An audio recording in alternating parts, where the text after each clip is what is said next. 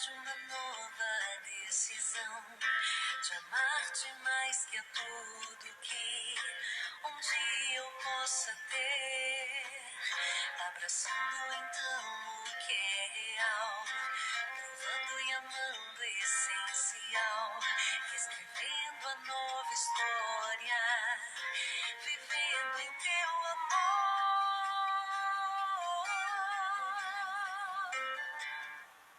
Minha vida é toda tua, os meus planos, os meus sonhos, de nada vale o existir, se não for pra te ofertar. Em cada passo descobrir que o tempo esconde o que é eterno, e tu és o sentido, o meu Senhor, de tudo.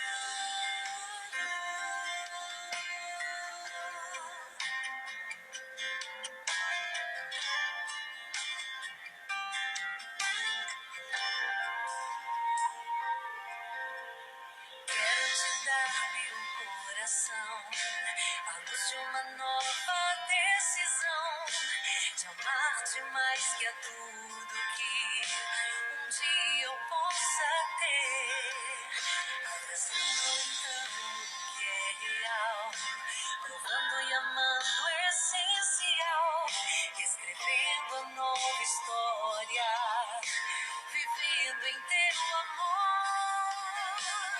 Minha vida é toda tua, os meus planos, os meus sonhos, de nada vale o existir, se não for pra te ofertar. E em cada passo descobrir que o tempo esconde o que é eterno, e tu és o sentido, o meu Senhor, de tudo.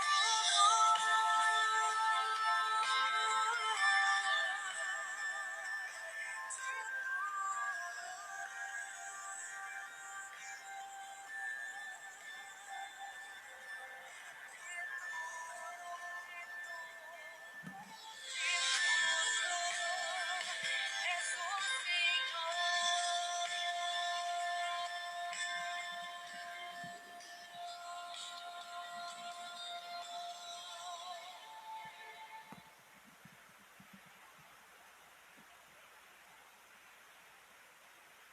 Bom dia para todos que participam conosco dessa hora da meditação da manhã, aqui da Paróquia de Santo Antônio, em Teresópolis. Quero pedir licença para chegar na sua casa com essa palavra de hoje. Quero convidar você a tomar o texto do livro dos Atos dos Apóstolos, que é a primeira leitura de hoje, Atos 20, de 17 até o 27, que vamos ler no dia de hoje, na nossa meditação. Queria convidar você a compartilhar essa transmissão agora, apertando aí o botãozinho do compartilhar, e essa transmissão vai chegar em outros lugares, a outras pessoas, e é esse o nosso objetivo, que a palavra de Deus seja anunciada, né? Em cima dos telhados, né? Como Jesus pediu que ela fosse anunciada. Então, bom dia para todos, bom dia Luciana, a Raline, Joselice, quem mais participa conosco? Rita, Marlene, bom dia Cleusa, bom dia Dona Vera, bom dia Fatinha, bom dia Sol, e tem uma turma muito linda participando conosco, bom dia Valdilene, bom dia Penha, bom dia Maria José, quem mais, né, está rezando conosco? Um abraço a todos, né, de tantos lugares que rezam conosco, daqui da Paróquia de Santo Antônio, em Teresópolis. Queremos chegar na sua casa, abençoando a sua vida nessa manhã, né, com muita alegria. Pois nós vamos então iniciar a nossa oração em nome do Pai, e do Filho, e do Espírito Santo. Amém. Vinde, Espírito Santo, e enchei os corações dos vossos fiéis, e acendei neles o fogo do vosso amor. Enviai o vosso Espírito, e tudo será criado, e renovareis a face da terra. Oremos. Ó Deus, que instruíste os corações dos vossos fiéis e acendei neles o fogo do vosso amor. Enviai o vosso Espírito e tudo será criado e renovareis a face da terra. E pedimos a Nossa Senhora a proteção, o amparo e a intercessão dela por nós, dizendo: Ave Maria, cheia de graça, o Senhor é convosco. Bendita sois vós entre as mulheres, e bendito é o fruto do vosso ventre, Jesus. Santa Maria, Mãe de Deus, rogai por nós, pecadores, agora e na hora de nossa morte. Amém. Em nome do Pai, do Filho e do Espírito Santo. Vamos tomar o texto dos Atos dos Apóstolos. Como eu estava dizendo, Atos dos Apóstolos, capítulo 20. E diz aqui, versículos 17 em diante: Naqueles dias de Mileto, Paulo mandou um recado a Éfeso, convocando os anciãos da igreja. Quando os anciãos chegaram, Paulo disse-lhes: Vós bem sabeis de que modo me comportei em relação a vós, durante todo o tempo, desde o primeiro dia em que cheguei à Ásia. Servi ao Senhor com toda a humildade, com lágrimas e no meio das provações que sofri por causa das ciladas dos judeus. Nunca deixei de anunciar aquilo que pudesse ser de proveito para vós, nem de vos ensinar publicamente, e também de casa em casa. Insisti com judeus e gregos para que se convertessem a Deus e acreditassem em Jesus nosso Senhor. E agora, prisioneiro do Espírito, vou para Jerusalém, sem saber o que aí me acontecerá. Sei apenas que, de cidade em cidade, o Espírito Santo me adverte, dizendo que me aguardam cadeias e tribulações. Mas de modo algum considero a minha vida preciosa para mim mesmo, contanto que eu leve a bom termo a minha carreira e realize o serviço que recebi do Senhor Jesus, ou seja, testemunhar o Evangelho da graça de Deus. Agora, porém, tenho a certeza de que vós não mais vereis o meu rosto, todos vós entre os quais passei anunciando o reino. Portanto, hoje dou testemunho diante de todos vós.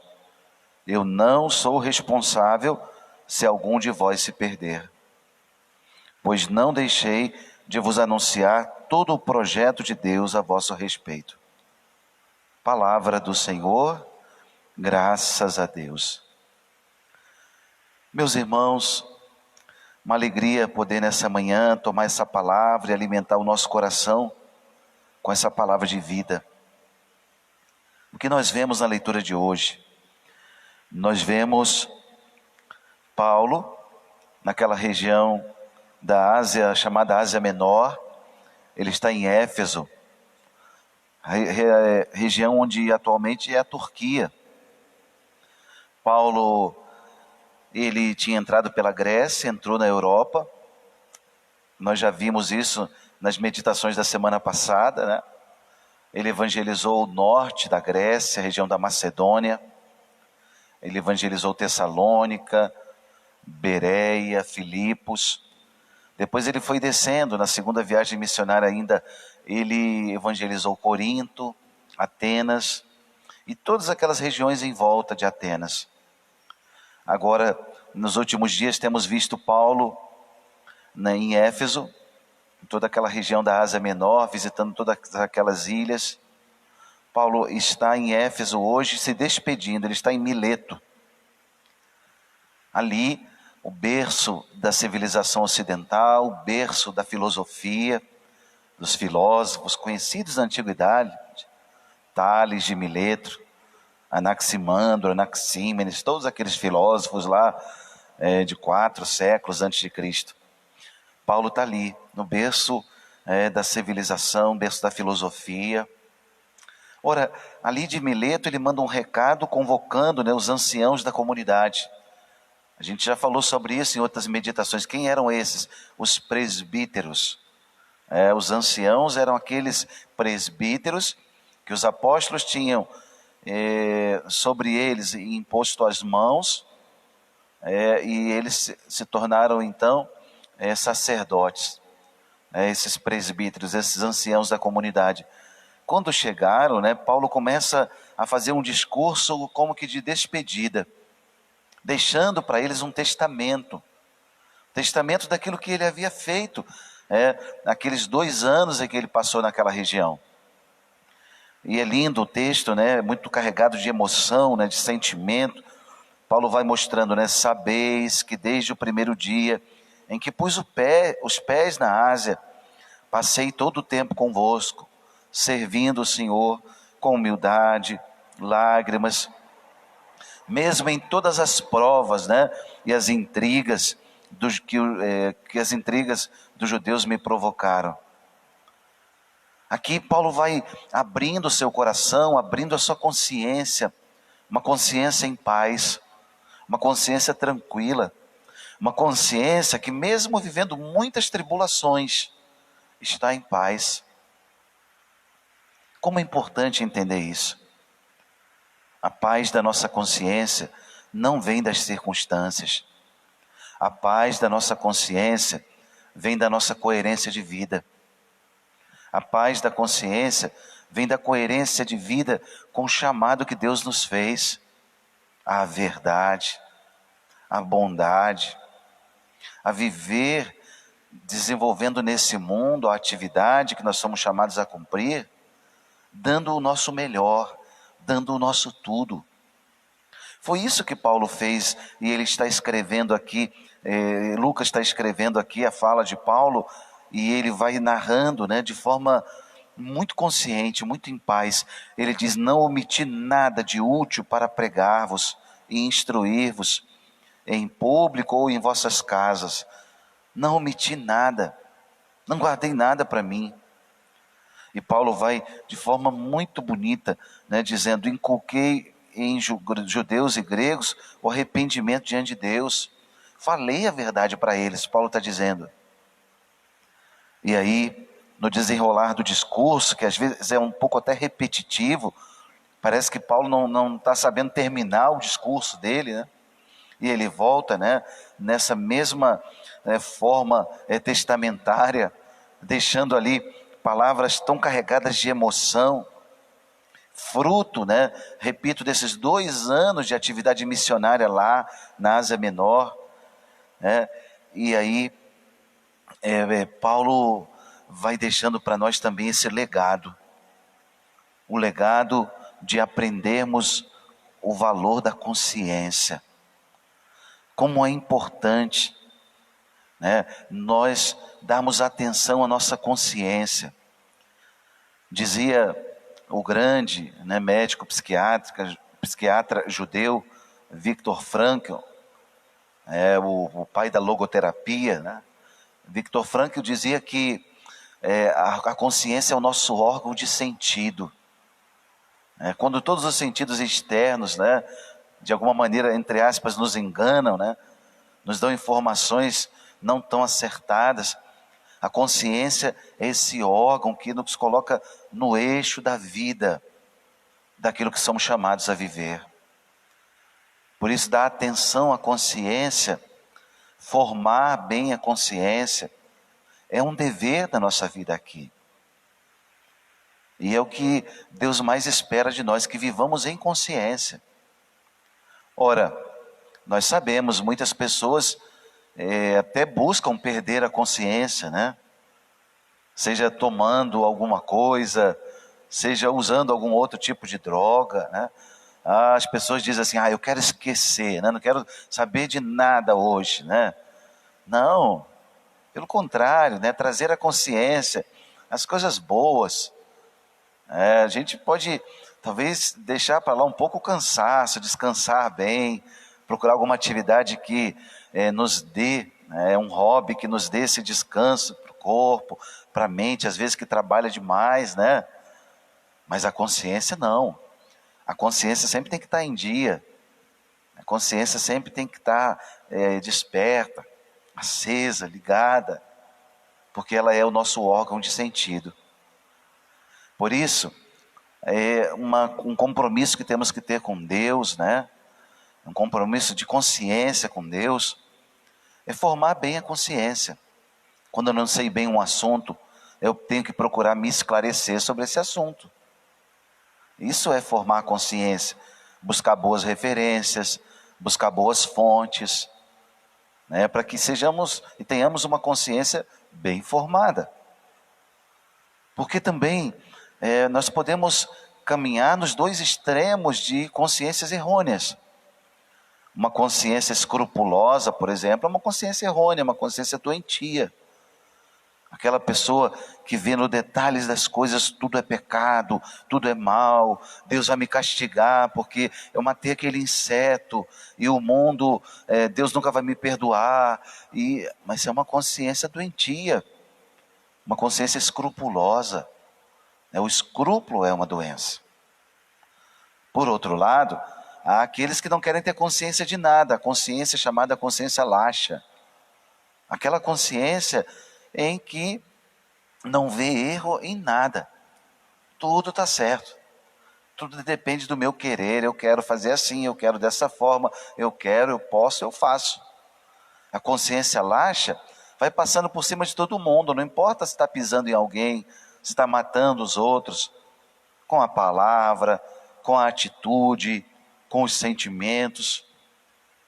Então, repito, nem a consciência escrupulosa, nem a consciência laxa são consciências sadias. Uma consciência sadia, reta, diante de Deus, né? Uma consciência certa, cumprindo o nosso dever diário. É isso que Paulo está ensinando na leitura de hoje, quando ele está falando para os anciãos desse discurso lá em Mileto, né? E aí ele vai colocando toda essa situação da sua consciência. E ele termina o discurso, né, dizendo: agora, acorrentado pelo Espírito, né, vou a Jerusalém. Ou seja, Paulo vai mostrando com muita clareza que o compromisso dele, prisioneiro do Espírito, o compromisso dele não é com os homens, é com Deus. Mesmo que os homens não compreendam a sua missão, ele é fiel à sua consciência, fiel a Deus. Aqui ele está dizendo: eu vou a Jerusalém sem saber o que aí me acontecerá. Ele sabe que vai vir mais perseguição. E o Espírito Santo fala com ele. Diz aqui o texto, né? Sei apenas que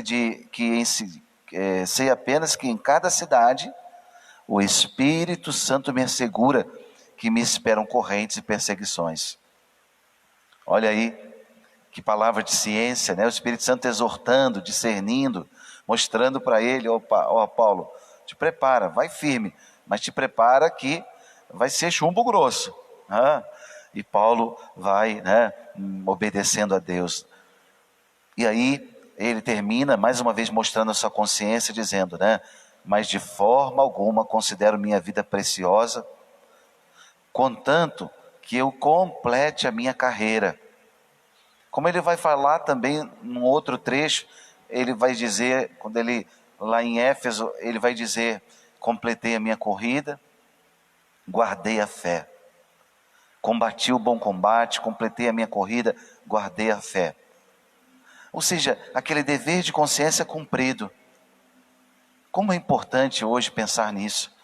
Eu, como padre, você, pai, mãe, solteiro, casado, onde quer que você esteja, ser fiel à consciência, né, ter consciência tranquila do dever cumprido.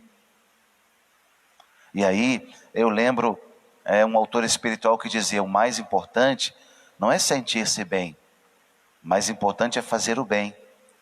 E uma consciência tranquila é aquela consciência que buscou todos os meios e no fim do dia ela tem a certeza: eu procurei fazer o melhor, eu dei o melhor de mim, eu procurei fazer o bem. Consciência tranquila é o travesseiro mais confortável que a gente pode usar na vida. Porque quem não tem paz na consciência passa às vezes noites e noites lutando com o travesseiro, em noites mal dormidas.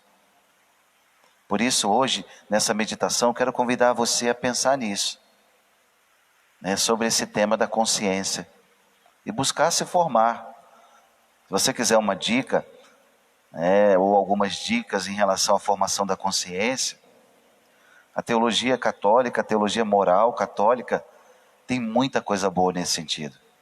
Com a ajuda das ciências naturais, a teologia nos ajuda muito, com a ajuda da psicologia, a teologia moral nos ajuda muito. Onde eu posso encontrar, padre? O catecismo da igreja. Você pode ter aí na sua casa, o chamado novo catecismo, né? Porque o antigo era aquele de perguntas e respostas. O novo catecismo, publicado por São João Paulo II, em 1994, se não me engano, 92, ele propôs um texto, mais amplo, com outras contribuições. Então, o catecismo da igreja é maravilhoso, todo aquele trecho que fala sobre a vida moral do homem, como formar sua consciência. Está aí uma dica maravilhosa. E eu termino aqui o texto lendo, para vocês o último versículo. Paulo diz assim: por isso, declaro hoje que não sou responsável pela morte de ninguém, pois não me abstive de anunciar o desígnio completo de Deus. Que bonito, né? Paulo chegar e dizer: olha, eu não sou responsável. Se vocês se perderem, a decisão é de vocês, a responsabilidade de vocês. Que beleza de consciência de dever cumprido. Que consciência de alguém que parte em paz, porque deu o melhor de si. É assim que nós queremos hoje rezar e pedir a Deus essa graça. Que o Espírito Santo dele, nessa novena que estamos participando, a novena de Nossa Senhora do Amor Divino, a novena de Pentecostes, que o Espírito Santo dele nos dê esse conhecimento, essa luz, a ciência do dever cumprido. Peça muitas vezes ajuda ao Espírito Santo. E em cada situação, ele tem uma luz nova. Ele tem uma luz nova para orientar os nossos passos nesse mundo. Glória ao Pai, ao Filho e ao Espírito Santo, como era no princípio, agora e sempre. Amém. O Senhor esteja convosco, Ele está no meio de nós. Por intercessão de Nossa Senhora do Amor Divino, desça sobre todos vós a bênção do Deus Todo-Poderoso, Pai e Filho e Espírito Santo. Amém.